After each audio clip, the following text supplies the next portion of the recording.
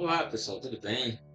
Hoje nós vamos falar sobre essa maravilha de William Shakespeare, Romeu e Julieta, né?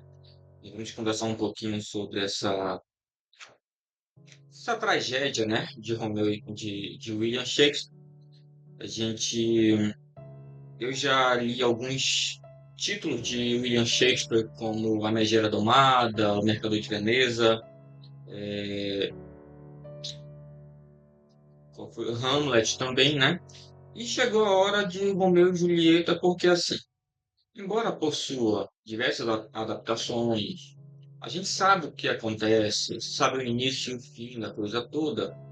Somente no conto a íntegra, né, nessa novela íntegra, a gente consegue realmente ver todo o meio da história, todas as motivações que levaram os personagens a fazer, o que fizeram, a realizar aqueles feitos, tudo mais. Aqui, por exemplo, a gente descobre que Julieta era uma moça de 13 anos, né? Ainda no início da adolescência. Romeu tinha aproximadamente 17. Aqui a gente vai descobrir que o grande amor de Romeu no início não era Julieta. Ele, na verdade, gostava de uma moça chamada Rosalina, se não me falha a memória. E E o ambiente ali da história, dentre os Montecchio com os Capuletos, basicamente que existia ali naquela cidade, né, um governante, né, e esse governante, esse príncipe, ele deu um decreto, né, de que, sabendo da rincha entre os Montecchio, que eram uma família poderosa, e entre os Capuleto, né, Montecchio aqui é a família de Romeu, né, e Capuleto é a família de Julieta, certo? Então, esse príncipe ali, ele vai dar esse decreto dizendo o seguinte, que qualquer confusão que existir entre os Montecchios e os Capuletos seriam condenadas com a morte, né?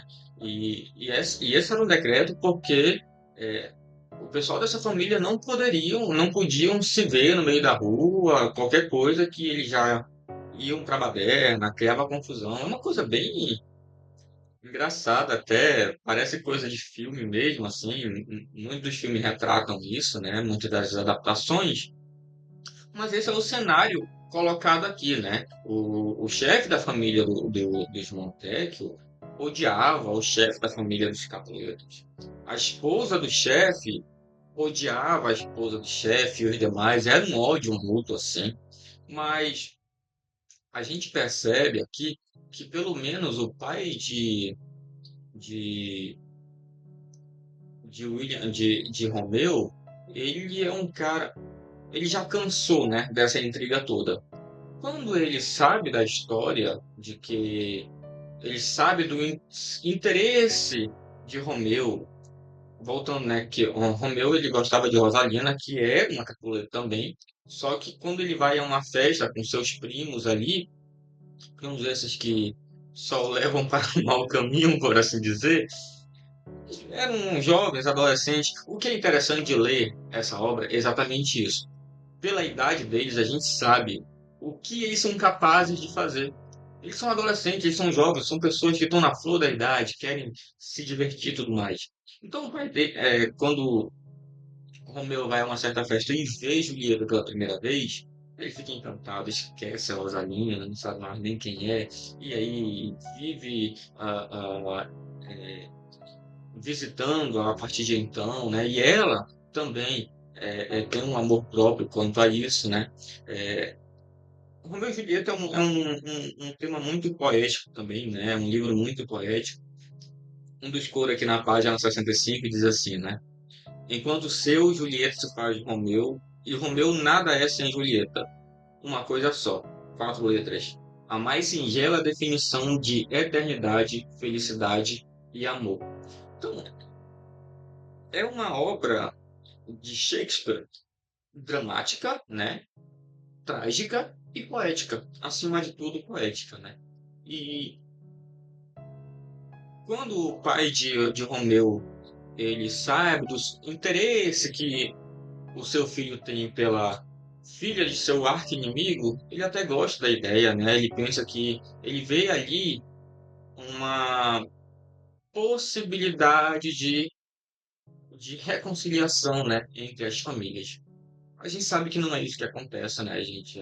Todos nós sabemos que isso aqui é uma tragédia, não é uma comédia, não é um romance, né? Isso é uma tragédia, né? E o fim é realmente trágico. Ah, Tem um personagem aqui chamado Teobaldo, que é primo de Julieta.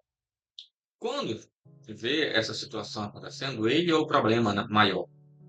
Ele primeiro ameaça Romeu, e aí vive atrás dele. Aqui na página 64 ele fala para Romeu, né? Respire fundo, Monteque. Encha seus pulmões com todo o ar e felicidade que puder. Seus dias estão contados e não são muitos. E aí é uma ameaça, né? Chega um certo momento em que ele vai acontecer um trágico problema ali entre eles, né? Mas antes disso, uma coisa que eu não sabia é que eles se casam, Romeu e Julieta chegam a se casar. Então, quando ocorre o problema final mesmo, a tragédia no final, são duas tragédias, na verdade, que ocorrem nesse livro, eles já são casados. Então, eles foram realmente esposo e esposa. Só que quando Teobaldo vai atrás de Romeu, ele tenta lutar de todo jeito, o Romeu não quer, porque por amor à sua amada, ele não quer brigar e tudo mais. Ele acaba enfrentando o primo de Romeu, não vou me recordar o nome agora, e mata-o. E em um momento de ira, Romeu parte para cima de Teobaldo e mata Teobaldo. No fim, lembra do decreto do príncipe? Então, esse decreto vai valer para Romeu, porque ele vai ser condenado. Mas, devido às circunstâncias de que Teobaldo que começou matando o primo primeiro e Romeu para honrar o seu primo mata a Teobaldo, essa confusão toda, o príncipe então diz, olha, você não vai ser condenado à morte, mas você vai ter que sair da cidade, vai ter que morar em outro lugar, ele vai sofrer exílio, né? Então, diante disso, por isso que ocorre problema lá no final. Porque Julieta está sendo jurada para ser esposa de outro cara. E ela declara que ela não vai fazer isso, né? Ela declara lá para o padre que fez o casamento deles. O padre manda um mensageiro para Romeu lá na outra cidade, só que esse mensageiro não consegue chegar. O que acontece é que quando Julieta toma o falso veneno, todo mundo pensa que ela realmente morreu, mas o mensageiro e o padre não. Sabem que ela está apenas com um tranquilizante ali que vai deixar ela 48 horas dormindo como se estivesse morta.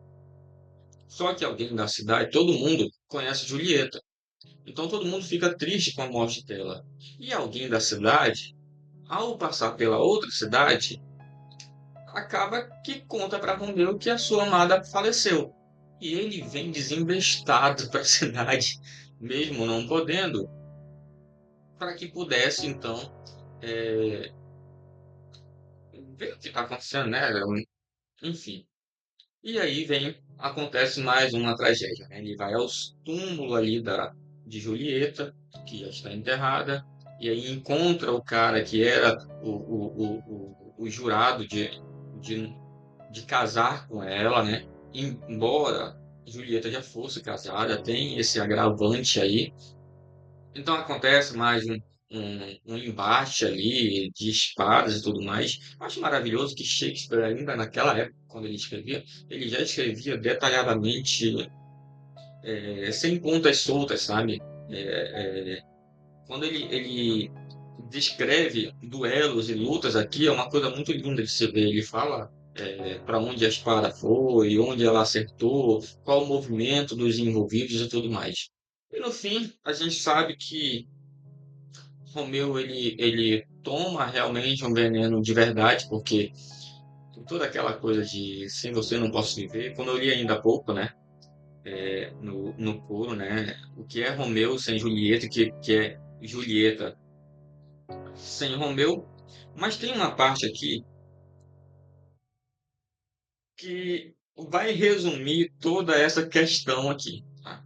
Embora seja Romeu e Julieta seja uma história clássica, uma história de amor, uma história de paixão, uma história assim de um romance, né, propriamente dito, apesar de ser trágico. Na página 68, o padre, ele, quando o Romeu está falando para eles que ama Julieta e tudo mais, ele pergunta: Padre, o que pensa que somos? E aí o padre responde da seguinte forma: o pior dentre a grande variedade de seres humanos que conheci até hoje. Dois jovens apaixonados. Quer coisa mais perigosa nesse mundo do que isso? Então é isso. Isso aqui resume. Dois jovens apaixonados. E essa é a causa maior de muitas tretas que acontecem. Vilão nessa história, Teobaldo. Vilão nessa história, perdoe-me, mas o Frei Lourenço, ele não é vilão, mas ele poderia muito bem ter facilitado as coisas. A gente olhando assim nos dias de hoje, ele prontamente já foi dando ideias mirabolantes de veneno falso, de casamentos escondidas e tudo mais. É um cara assim que não é tão sábio aqui, tá? Ele achava que estava ajudando, mas ele atrapalhou bastante. E no fim, a gente tem essa tragédia, né? Julieta acorda, vê Romeu morto e aí usa o punhal para também tirar a sua vida. E daí o punhal, né? Quando a gente vê capas de Romeu e Julieta por aí, e, ou alguma arte e tudo mais, a gente vê esse punhal aqui, né? O mesmo da capa. Então essa é a ligação que essa imagem tem com a história, né? E é isso, pessoal. É uma obra rapidinha de se ler. É uma obra que você pode ver nas férias, ver num final de semana. São apenas 120 páginas, né? Isso aqui entra na categoria de novelas, né? E é uma novela trágica, no caso. Eu recomendo todas as obras de Shakespeare, na verdade. Eu li ali já, como eu já tinha falado antes, né?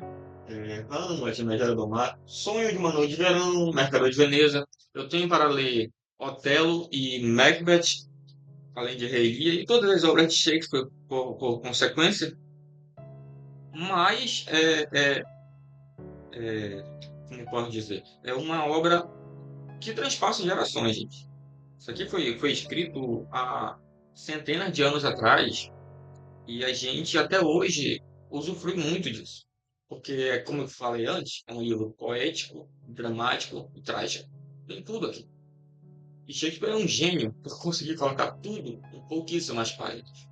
Então fica a recomendação, uma recomendação boa para finalizar o nosso ano 2024. Eu desejo a todos vocês um próspero ano novo, 2025 venha com muitas leituras e muito sucesso fora desse ano também. E eu vou ficando por aqui, até ano que vem. Muito obrigado por ter acompanhado e até mais.